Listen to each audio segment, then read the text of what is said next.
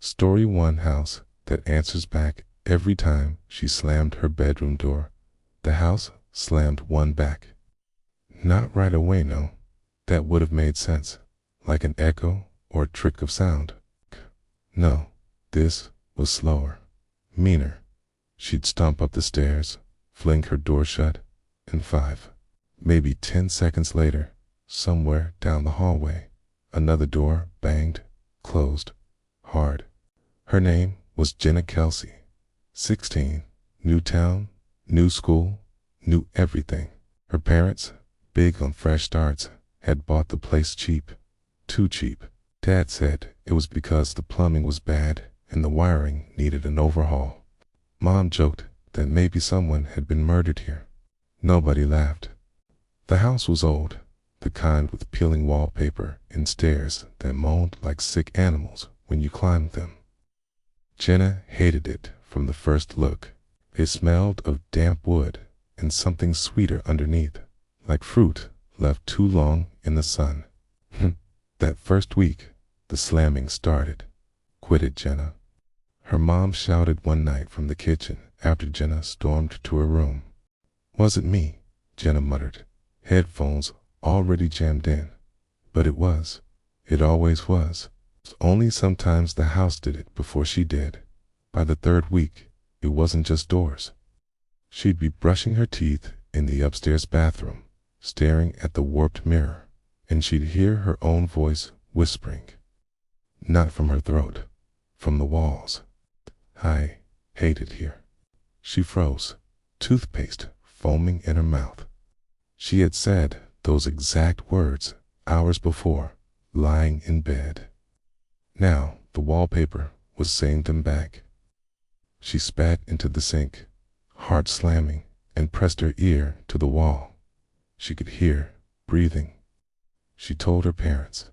Of course she did. Dad laughed, Mom frowned, and both of them went back to arguing about money. So Jenna started testing it. She'd shut herself in her room and say something out loud. I'm hungry. And later, lying in the dark, she'd hear it. Not from her room, never from her room, but from the hallway, the bathroom, the kitchen below. I'm hungry. Her voice, the exact same pitch, same tired teenage lilt. Once, from the closet. I'm hungry, Jenna. That one kept her awake all night.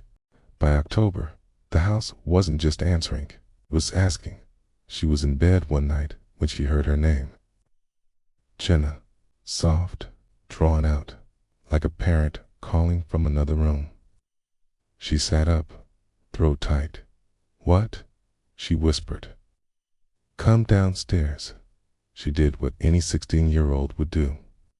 She pulled the blanket over her head and stayed there until morning. The last night started with another fight. Her dad had been drinking. Her mom had been crying. Jenna screamed at both of them, stormed upstairs, slammed her door hard. The house slammed back, louder than ever. And then, before she could even put her headphones in, every door in the upstairs hallway banged shut, one after the other. Bang, bang. She clapped her hands over her ears, heart hammering. Then she heard it, her voice, dozens of them, coming from every wall, every floorboard, every vent. I hate it here. I'm hungry. Come downstairs. Come downstairs. Come downstairs. The chanting built until the walls seemed to vibrate. The light bulb in her lamp flickered, buzzing like a hornet, and then silence. Her doorknob turned, slow, careful. Someone outside her room. Mom, she whispered. The door swung open, and Jenna saw herself standing there. Same hair, same pajamas, same face, but the smile was wrong. The copy leaned its head against the door frame and spoke in her exact voice. I told you, Jenna, I'm hungry. The door slammed shut behind it. The next morning, her parents swore Jenna must have run away. Police reports, missing posters, candlelight vigil. But in the quiet nights that followed, The house never stopped talking. Sometimes, late at night, her mother swore she heard Jenna's voice upstairs. "Mom, I'm hungry," and the doors kept slamming. Story 2 static on line 7. The call center went quiet after midnight, except for line 7 where the calls came from dead numbers. Eddie Malloy had been working nights for 6 months, and already he hated it. The graveyard shift was for scoops, burnouts, or people with nowhere else to go. Eddie figured he fit somewhere in that list. He'd been late to his old job at the hardware store one too many times, and when his landlord jacked up the rent, he needed fast cash. A friend hooked him up at North County Billing Services, the sort of faceless call center nobody really thought about. The work was simple: sit in a cubicle, wear a headset, and deal with whatever came through. Most nights, after 11, nobody called. The place felt like a mausoleum, fluorescent lights buzzing overhead, the faint smell of stale coffee in the break room, and that humming silence that made your ears ring. But every night, always after midnight, the phone at his desk lit up, line 7. At first, Eddie thought it was a glitch. Old system, bad wiring, cross-line, sure, why not? But the calls kept coming. Always the same static, broken by voices. The first time, he almost laughed. "Help me." A woman's voice, faint, as if underwater. "Ma'am," Eddie said, glancing around the empty room. His supervisor, Carol, was asleep in her glass office with her feet up. "You've reached North County Billing. Do you need emergency services?" "Help me," the voice said again, shuddering through static. Then, nothing. He reported it the next morning. Carol brushed it off. Probably some old line bouncing. We get that sometimes. But Eddie noticed her eyes shift when he mentioned line 7. The second call was worse. It came a week later, 12:14 a.m. The screen flashed. Line 7, incoming. He swallowed, put on the headset. "North County Billing, this is Eddie. How can I help you tonight?" The static roared in his ear like wind through a tunnel. Then a voice broke through, ragged, terrified.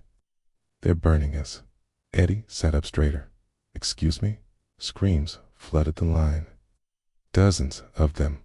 Men, women, even children, all overlapping. Then silence. Eddie yanked the headset off, heart hammering.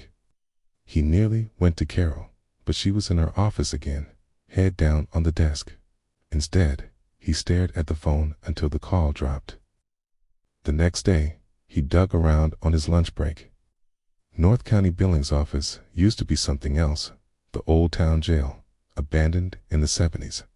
Half the cells were still bricked up in the basement, supposedly. We asked one of the older workers about it, and the guy just shook his head. "You don't want to go poking around, kid. Some things are better left dead." The third week, the calls became nightly, always after midnight, always line 7. Sometimes it was a single voice, the man whispering, "Don't let them bury me." A child, sobbing, "I can't find my mom." Sometimes it was whole crowds, begging, screaming, calling for help. Eddie started drinking coffee just to keep his hands from shaking.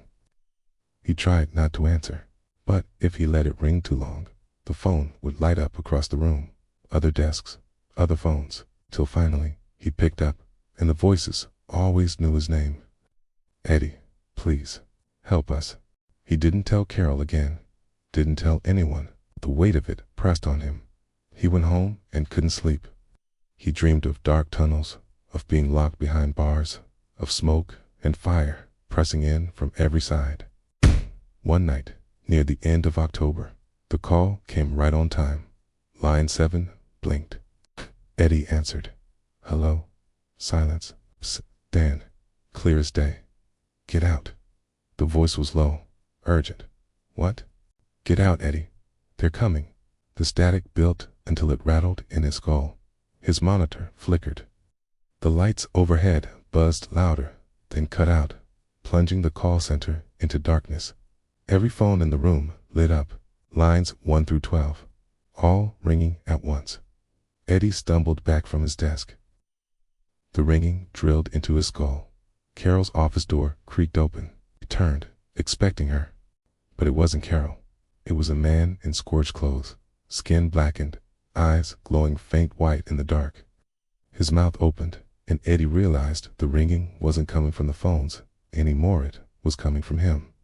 Behind him, more shapes formed, dozens of them, twisted, burned, broken. Their mouths opened wide in perfect circles. The phones screamed. Lee ran. They found him the next morning, curled under his desk. Carol quit without notice. The company brought in new hires, younger ones, desperate ones. Line 7 kept ringing, and when they listened, really listened, they swore they could still hear Eddie Malloy's voice in the static, whispering along with the rest of them. Help me. Story 3 ink doesn't dry.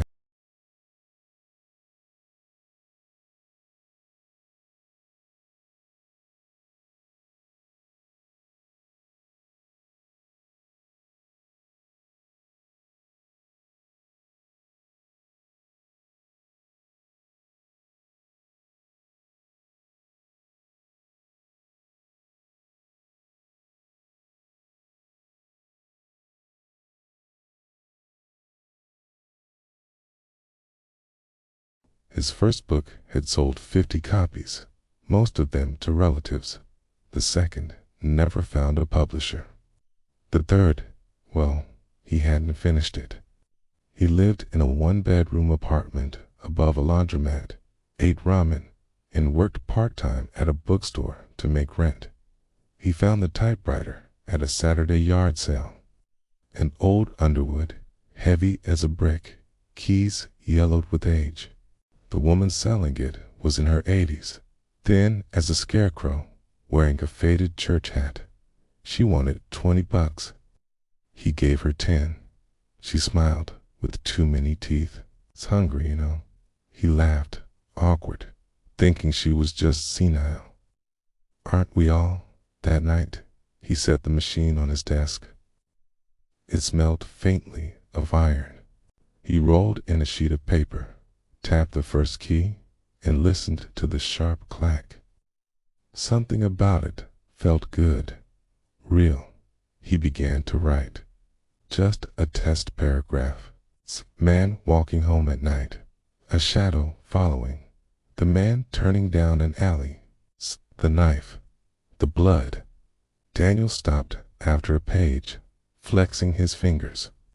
He'd always written on a laptop, but this was different. More physical, like boxing instead of shadow boxing. Then he looked at the paper. The words glistened wetly. They dripped. And when he pulled the sheet free, the smell hit him Campari, raw, like a butcher shop. He told himself he wouldn't use it again. Threw the page away, stuck the typewriter in the closet. But the next night, he dreamed of it. The clacking keys, the way the words flowed. He woke up sweating, craving it like a cigarette. By morning, he dragged it back onto the desk. He told himself it was just for fun, a writing exercise, nothing more. He wrote about his landlord, a fat man who chain-smoked and hassled him about late rent. Daniel typed. The landlord slipped on the stairs and cracked his skull. When he yanked out the paper, the blood smell filled the room. He crumpled it, shoved it in the trash. The next day, his landlord was found dead, slipped on the stairs, skull cracked. Daniel didn't sleep that night. Sat at the desk, staring at the black keys. His fingers itched. Days blurred. He stopped showing up at the bookstore. He ate little, drank too much, and typed for hours. The stories poured out of him. A bus crash on Main Street. A woman mauled by stray dogs. A teenage boy found drowned in the quarry. Each story appeared in the newspaper the next morning. Exact details, word for word. He tried to stop. God help him. He tried, but the machine pulled at him.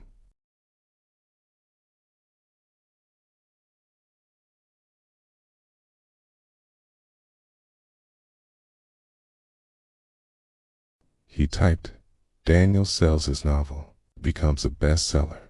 His name is on every shelf. The words bled like always. But the next day, nothing changed. He was still broke, still unpublished, still invisible. He tried again. Daniel falls in love.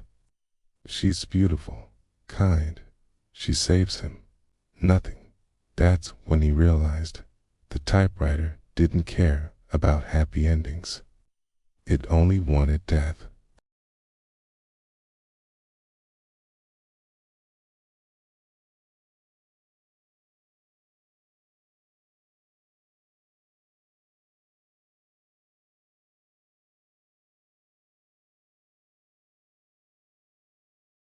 The last night, the machine woke him. The clatter filled the room, though he hadn't touched it. Daniel stumbled from bed, heart racing, keys hammered by themselves, the carriage sliding, a fresh page bleeding with words. He leaned in to read. Daniel Malloy, failed novelist, was found in his apartment, wrists slashed, blood soaking the desk. Police said it looked like suicide. No, he whispered. He ripped the page free, crumpled it, threw it across the room. Another sheet slid into place on its own. The keys began again. He tried to grab the machine, to lift it, but it weighed more than stone. His fingers burned when he touched it. Smell of iron and rot filled the air. The next page finished itself. The neighbors heard the typewriter clacking long into the night. When they finally broke down the door, the desk was empty. Only the underwood remained, waiting for the next writer. They found his apartment a week later, the chair overturned.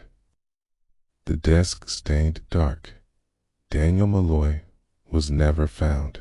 Could the typewriter turned up at another yard sale 2 towns over? And the woman who sold it smiled with too many teeth. It's hungry, you know? Story for a basement choir at night. The McPherson kids heard singing from the basement, though the house had no basement. The first night, little Ellie came into her parents' room around midnight, dragging her blanket behind her. Somebody's singing down there, she whispered, eyes wide. Her mother, Sandra, barely opened her eyes. Honey, we don't have a basement. Ellie nodded, lips trembling. I know, but they're singing. Sandra told her to get in bed with them. By morning, Ellie was back to cartoons and cereal, the fear gone like a dream. But that wasn't the end. The McPhersons had moved into the old house in July, a white 2-story on the edge of town. Cheap, roomy, close to the kids' school. Perfect. Really? Sure, the floorboards sagged, the windows rattled, and the furnace wheezed like a dying animal. But that was old houses for you. Sandra and her husband, Paul, chalked the kids' stories up to nerves. New school, new neighborhood. Kids got scared, but the singing didn't stop. Ellie swore it came from beneath her room, soft voices that rose and fell like a lullaby. Her brother Sam, 10 years old and braver than he should have been, claimed he heard it too. It's like a church choir, he told his parents, but wrong, like they're underwater. Sandra laughed it off. Paul told them it was the pipes. Still, at night, when the house was quiet, even Sandra sometimes thought she heard it. A low hum beneath the floor, rising and falling like breath. By September, the floorboards in the hallway had begun to bow. Not much, just enough that you noticed it when you walked, like the boards were stretching downward, like something underneath was pulling. Paul said it was settling. Houses did that. But one night, Sandra got up for water and saw the boards in the living room ripple, just for a moment, as if something large had shifted beneath them. She didn't tell Paul. The voices grew louder. Sam woke screaming one night. When Sandra rushed in, he was curled in the corner of his bed, staring at the floor. "They were calling my name," he gasped. "They want me to come down." "There's nowhere to go down," Sandra said, hugging him tight. "Yes, there is," he whispered. "Dane said the stairs are waiting."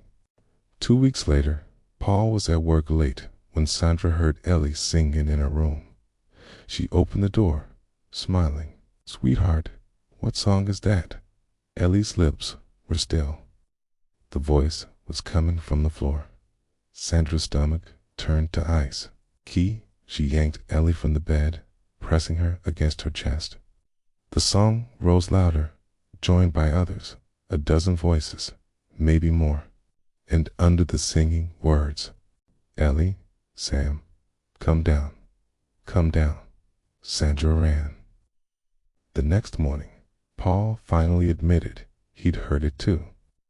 He hadn't wanted to scare the kids, but yes, he'd heard the humming, the whispers. "We'll call a contractor," he said. "Maybe there's an old crawl space. Maybe raccoons. Something." The contractor came, stomped around, and shook his head. "No crawl space. Just dirt under there. Always been dirt. House doesn't have a basement." Then he frowned at the living room floor. "Though, I'll tell you, it feels hollow." That night, the floor sagged 2 inches in the middle, and the singing turned into wailing. Sandra and Paul sat on the couch, holding hands, listening. The children were asleep upstairs, were pretending to be. The voices rose in a terrible chorus, high and low, men and women, crying and pleading. "Let us out, let us out, come down, join us." And then, clear as a bell, "Paul." He flinched. "Sandra." Her nails dug into his arm. Then both kids' names, called sweetly, almost playfully, echoing from beneath the boards. Paul tried to cover it with the TV, cranked the volume until the windows rattled. The voices only sang louder. The next morning, the sagging spot had cracked. A long split in the wood ran down the middle of the floor, wide enough for a draft to rise through. Ellie stood over it at breakfast, hair in her eyes. "The stairs are coming," she whispered. On the last night, the house finally gave way. The floor in the living room sank 3 feet, boards groaning, plaster cracking along the walls. Paul shoved the kids toward the front door. "We're leaving now." But the door wouldn't open, neither would the windows. They rattled in their frames, stuck fast. The singing swelled, so loud the glass shook. Hundreds of voices, maybe thousands, crying, begging, chanting names. The crack in the floor split wide, and beneath it, stairs. Wooden steps, slick with something dark, leading down into blackness. The air that poured out was damp and rotten, thick with the smell of mold and graves. Sandra screamed. Paul grabbed the kids, pulling them back, but Ellie twisted in his arms, reaching toward the stairs. "They said, I have to," she whispered. And then Sam said it too, waiting. The children struggled free, their small hands surprisingly strong, their faces blank as they walked toward the opening. Paul and Sandra lunged, grabbing them, but the floor gave way completely. The living room yawned open, a pit of darkness below, the choir roaring in triumph. The children fell. Paul and Sandra fell after them. The last thing Sandra saw before the dark swallowed her was the faces below, pale faces, packed shoulder to shoulder, eyes glowing faintly, mouths open wide in endless song. And in the middle of them, two small figures joining the choir, Sam, Ellie, singing when the neighbors checked the next day. The McPherson house was empty. The front door hung open. Only the living room had changed. The floor was gone. In its place, a staircase leading down. And if you stood very still at night, you could hear the faint sound of children's voices singing in the dark. Story 5, the mile marker on Route 16. The sign always read, Mile 23, no matter how far you drove. Nina noticed it first. She sat in the passenger seat, tapping at her phone, while her husband, Eric, gripped the wheel. They'd been on the road 3 hours already, headlights cutting through the dark stretch of highway. The GPS showed nothing but black emptiness around them. "Didn't we just pass mile 23? Nina asked, frowning at the green sign they swept past. Eric shrugged. "Guess it's a mistake." Highway department screwed up. 10 minutes later, another sign loomed in the beams. Mile 23. Nina sat up straighter. "Okay, that's 2. Eric laughed nervously. "Or maybe I'm just driving slower than I thought." But 20 minutes later, the next one appeared. Mile 23. By then, neither of them was laughing. The highway stretched on, empty. No cars ahead, none behind. Just black road and dark woods pressing close on either side. Nina stared out the window, trying to spot a gas station, an exit, anything. "We should have been near Hartford by now. GPS says 40 miles, Eric muttered, tapping the screen. "But it hasn't moved since the last marker." The radio hissed when he tried it. Static, no stations. The air inside the car felt heavy, thick. When the next green sign slid out of the dark, Nina whispered it with him. Mile 23. At first, they tried to reason it out. Maybe it was a prank. Maybe someone had swapped all the signs. But the road itself never changed. Same 2 lanes, same cracked shoulder, same woods leaning in. After an hour, panic started to creep in. Eric pressed harder on the gas. The speedometer climbed to 80, then 90. The car roared, eating distance. Still, when the next sign appeared, it read the same thing. Mile 23. Eric slammed the steering wheel. This isn't possible. Nina stared at the sign vanishing behind them, her face pale in the dash light. "Maybe we should turn back." They tried. He spun the car at the next wide shoulder, tires squealing, headlights whipping across the trees. They sped the other direction, hearts pounding. 15 minutes later, a sign rose out of the dark. Mile 23. The woods grew thicker as the hours crawled. The moon had vanished behind clouds, and the dark outside the car felt absolute. Once, Nina swore she saw something between the trees, keeping pace with the car, something tall and thin, running on long limbs. Eric told her it was her imagination, but his hands trembled on the wheel. At midnight, the gaslight came on. Eric's stomach dropped. They hadn't seen the station since before the loop began. Nina hugged herself, shivering. "We can't keep driving. We'll run out." "We can't stop," Eric said, eyes on the road. "What if there's something out there?" she whispered. He didn't answer. The next mile marker was different. They saw the green glow in the dark, but when the headlights hit it, Nina gasped. The sign was twisted, letters warped as if they'd melted. Mile 23. Beneath it, smeared in red paint or blood, were two words: keep driving. Eric's breath came fast. His knuckles whitened on the wheel. What does that mean? Nina whispered, but he already knew. The road wasn't looping. Not really. The signs weren't mistakes. Something wanted them there. At 2 a.m., the car sputtered. The gas gauge dipped below empty. Eric eased it onto the shoulder, heart pounding. The engine coughed, then died. Silence fell heavy around them. No wind, no insects, just silence. And then, faintly, from the tree singing, low, wordless, dozens of voices blending into a hum. Nina clutched his arm. Eric, do you hear that? He nodded, throat dry. The singing grew louder.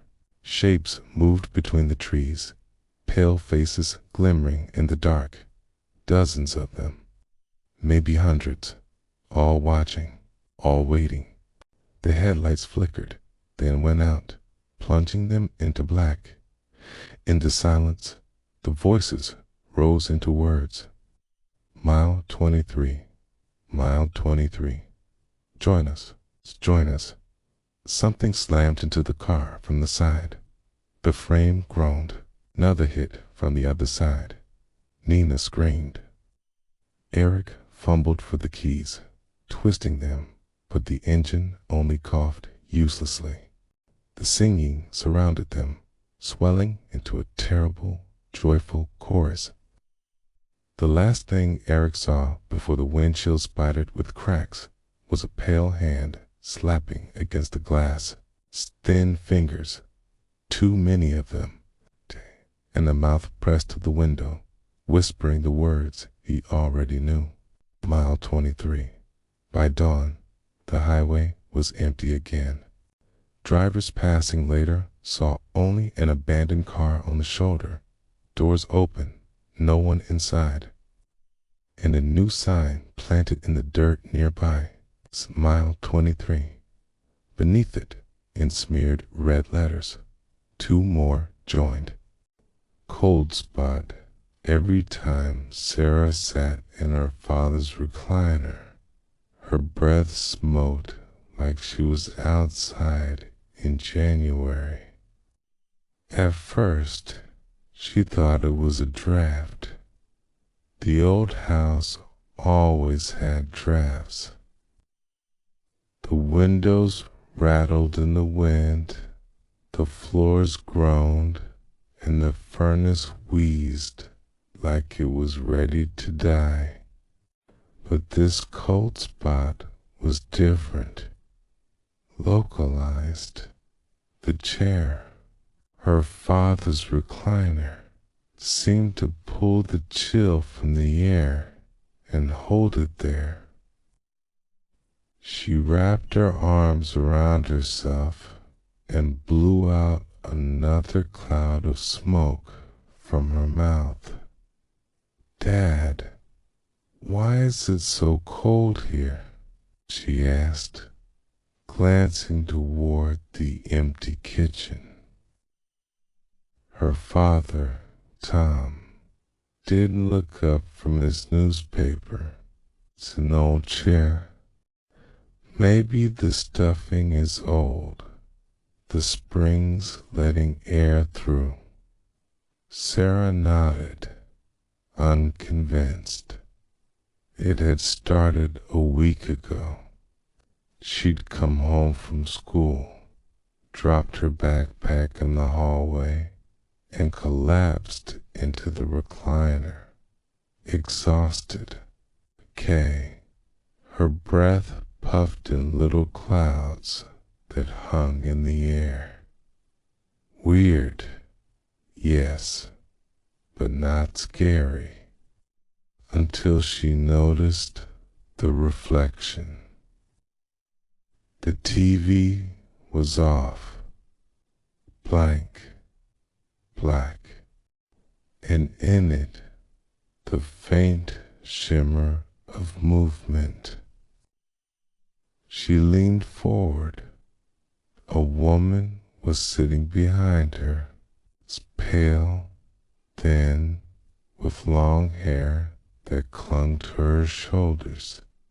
She smiled, too wide, knowing. Sarah spun around. Empty living room. Her heart hammered.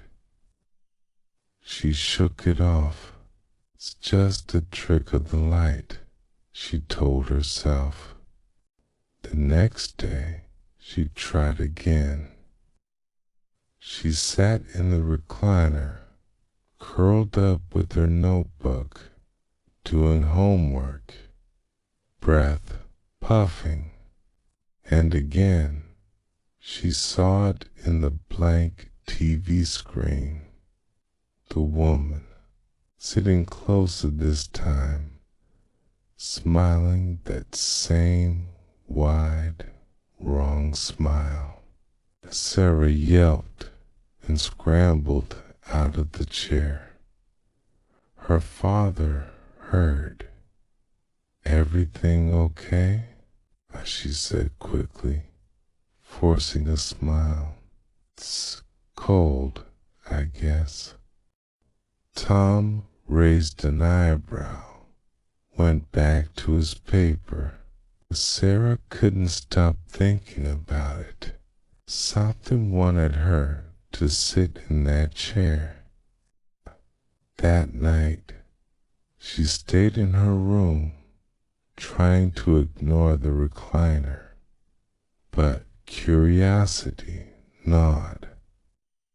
By midnight, she crept downstairs, flashlight in hand, and peeked into the living room. The chair looked normal, empty, silent. She tiptoed closer, her heart in her throat. One step onto the rug, and her breath puffed in the air again. Frosty. Wrong. She shined the flashlight on the TV. The reflection shimmered. The woman was there again, staring, and now she raised a finger, pointed at Sarah. Frozen, Sarah dropped the flashlight, clattered across the floor, casting jagged shadows on the walls. When she picked it up, the woman was gone. The next morning, Sarah tried to tell her father. "Dad," she said, voice trembling, there's someone in the living room, behind the TV, in the chair." Tom frowned. "Sarah, come on. You're tired. You've had a long week." "I'm serious," she insisted. "Every time I sit there, my breath, look, it's like I'm outside." I saw her. Tom sighed. "Sarah, maybe it's just a cold draft and shadows. Old houses play tricks." Sarah's hand shook, 'cause she couldn't convince him. Not yet. By the weekend, she had proof. She dragged her phone to the living room, sat, curling into the chair. Breath puffed. She held the phone up, recording the blank TV screen. The reflection shimmered. Slowly, the woman appeared. Her smile stretched wider, tilting her head. She leaned forward, almost coming out of the screen. Sarah's heart slammed. She jumped up, dropping the phone. When she bent to pick it up, the recording stopped. She watched in horror as the video played back. The woman's face pressed close to the screen, almost on top of Sarah's reflection. Huh? Low and wet. Sit. Stay. Sarah refused to sit in a chair after that. She placed a blanket over it, left it untouched. But at night, she heard it, scraping like claws on the armrests. It's a soft shuffle of movement, whispered laughter. She started sleeping with her bedroom door locked. Her father noticed. "Sarah, what's going on?" "I don't know," she admitted. "Something's in the chair, watching, waiting." Tom frowned. "You've got nightmares. That's all. It's just a chair, Sarah." On Monday, Tom went out to mow the lawn. Sarah stayed inside, doing homework in the kitchen. Around 2, she heard it. Slow, deliberate creaking. The chair rocked slightly, as if someone had sat down. She froze. Breath puffed in the cold air. The TV flickered. Black reflection shimmered. The woman was there, her lips moving, whispering something. "Sarah." The chair groaned forward. Slowly, the air grew colder. The smell of damp and rot crept around her. Sarah backed up. She tripped over the rug, fell onto her knees. She heard her father's mower in the distance, faint now, as if it was underwater. "Sit. Stay." Her eyes went wide. She crawled toward the door. The woman leaned out of the reflection, smiling. Then Sarah's father stepped inside. "What the hell, Sarah?" What the TV flickered. The woman was gone. The cold spot vanished.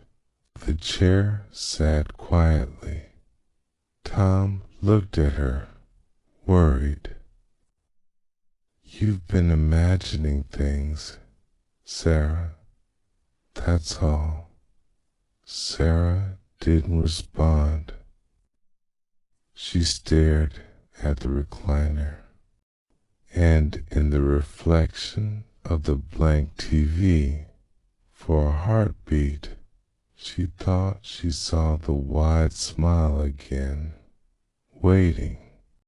The babysitter's broadcast, the baby monitor whispered, "Don't go upstairs." Jessie thought she was imagining it at first. She was 15, home alone for the night.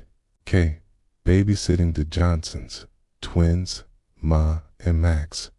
Both were under 2, and the monitor sat on the kitchen counter, the soft green light blinking in rhythm with their breathing.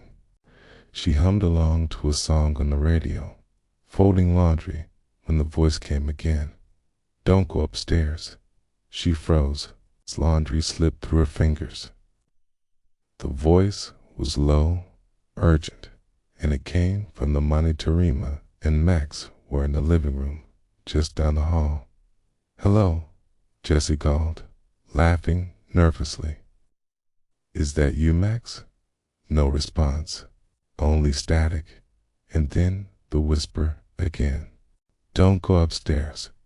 She shook her head, telling herself it was a prank. Maybe her little brother had snuck over and was messing with her, but he was 200 miles away. She tucked the thought away and went back to folding laundry. The monitor crackled.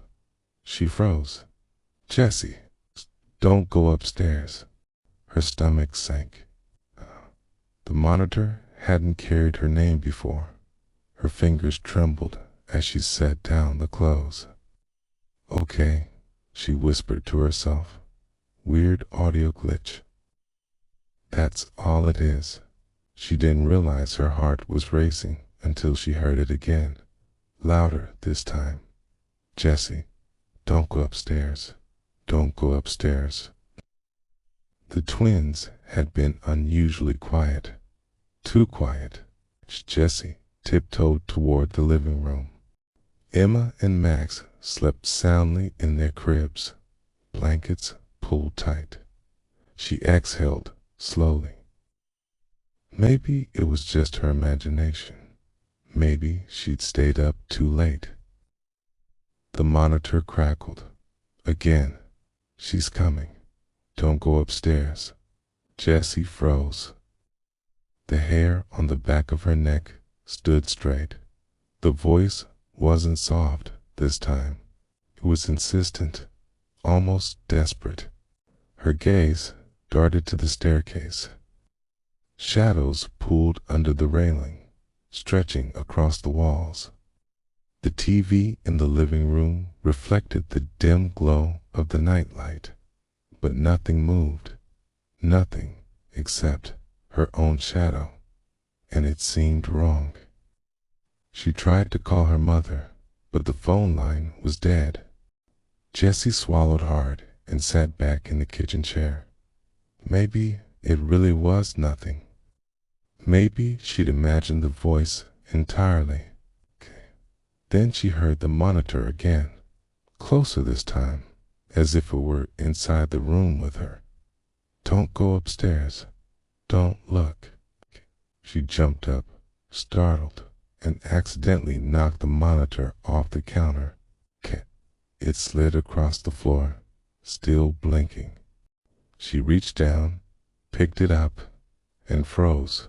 Static filled the speaker, louder than before.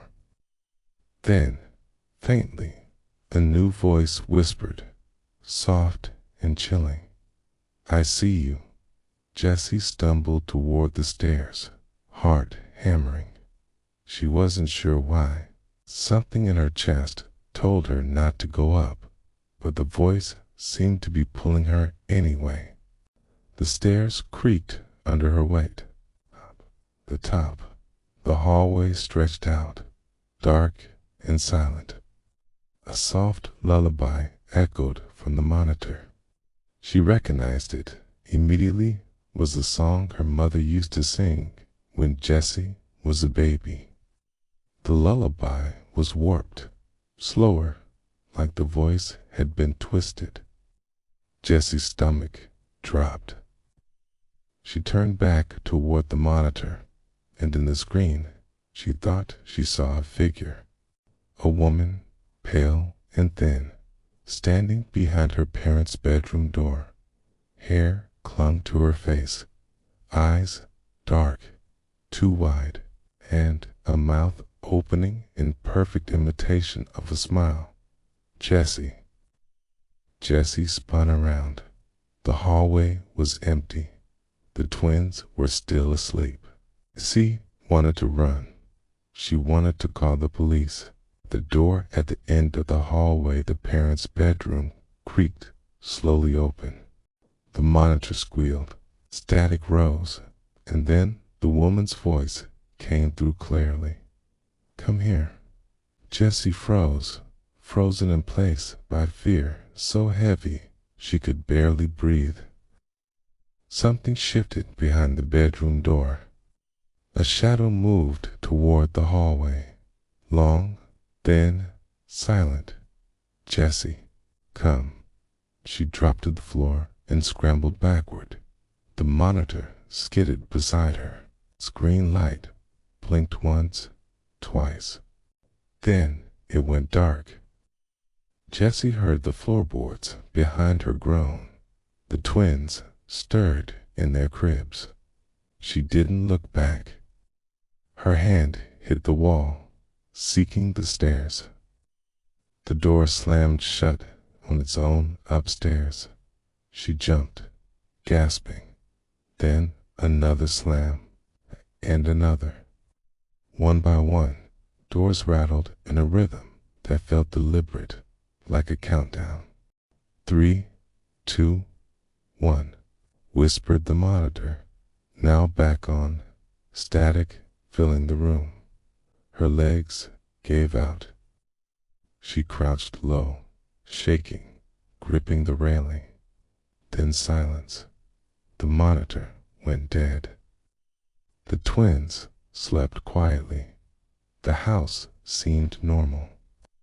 Jessie's fingers were numb. Her ears rang. She didn't dare move.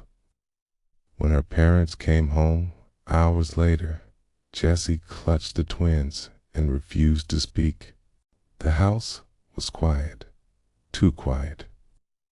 But at night, when the lights were out, the monitor sometimes crackled. Okay. And if you listened carefully, very carefully, you could hear the faint, desperate whisper of a woman's voice. "Don't go upstairs. Don't go upstairs. Play me again." The piano in the abandoned church played itself at midnight. Always the same lullaby. Lucas had dared himself to sneak inside. The church had been empty for decades, its doors chained and windows dusty, but kids in town whispered stories, disappearances, voices in the pews. Lucas didn't believe in ghosts, but he believed in fear. And tonight, he wanted to test it. He pushed open the creaking side door and stepped inside. The air smelled of mildew and rotting wood. Dust motes floated in the moonlight, spilling through broken, stained glass. The piano sat near the altar, black and scuffed, keys yellowed. Lucas laughed nervously. "This is it. Nothing here but dust." Then he heard it, soft, tentative at first. The clack of piano keys filling the empty space. Lucas froze. "Hello?" The sound stopped. He stepped closer. Pressed themselves down, one by one, playing the same lullaby he'd heard whispered in schoolyard tales. It was slow, sweet, and wrong. Each note clung to the air, sticky, heavy. He lifted a hand toward the keyboard. The piano didn't stop. Played. I'm almost beckoning him closer. The air grew cold. Goosebumps raced across his arms. Cool trick, he muttered. Someone's here, messing with me. But the church was empty. Footsteps echoed only his own. He reached the piano, touched the keys. They were icy. The lullaby skipped a note, then continued. Then he heard a voice, soft, childlike. Play it again. Lucas whipped around. Empty pews, broken windows, nothing. Play it again. The voice was closer now, right behind him. Lucas stumbled back, but his eyes never left the piano. The keys pressed themselves down in rapid sequence. Hand, no. Nothing was visible, but the music insisted, pulling him forward. Play it again. The command was sharp this time, impatient, almost angry. Lucas's stomach dropped. I don't know the song, he stammered. The piano seemed to mock him, the notes bending and twisting. Then, suddenly, it stopped. A whisper. Play it, or I will. Lucas ran from the church, heart hammering. Outside, the night was calm. Stars scattered in the sky. The sound of the lullaby followed him, faint, twisting through the air, fading only when he reached the road. He told his friends the next day. They laughed. Ghost stories, kids being kids. But Lucas didn't joke. He knew what he heard. A week later, curiosity gnawed at him. He returned. The chains on the church doors had been cut. Someone or something was letting him in. The piano waited. Black and silent, keys gleaming under the moonlight. He sat, trembling. A note pressed itself down, then another, then a sequence, slow and deliberate, the same lullaby, and then the whisper, play it, play it. Lucas's hands moved on their own, compelled. Notes flew under his fingers he didn't recognize. The music grew louder, echoing through the broken walls. From the shadows, something moved. Small, pale, with thin fingers reaching for the keys. Play it again. He tried to pull away. His hands wouldn't obey. A figure appeared at the altar. A girl, 12 or 13, her dress torn and dirty, hair plastered to her face. Her eyes were hollow, black pools. Her lips moved, shaping the words he could hear inside his head. If you stop, I will take your voice, Lucas screamed. The piano's keys glowed faintly under his fingers. Music poured out, horrible and beautiful at the same time. He felt something pulling at his soul with each note. By dawn, the church was silent. The piano sat empty, still and lifeless in the morning light. Lucas was gone. No footprints in the dust. Nothing left but the faint echoes of a lullaby lingering in the rafters.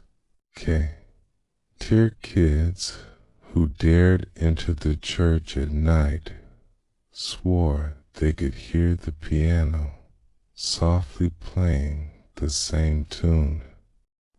Some said it called their names. Some said it asked them to play, and some never returned. The piano waits, always, for the next hand brave or foolish enough to sit.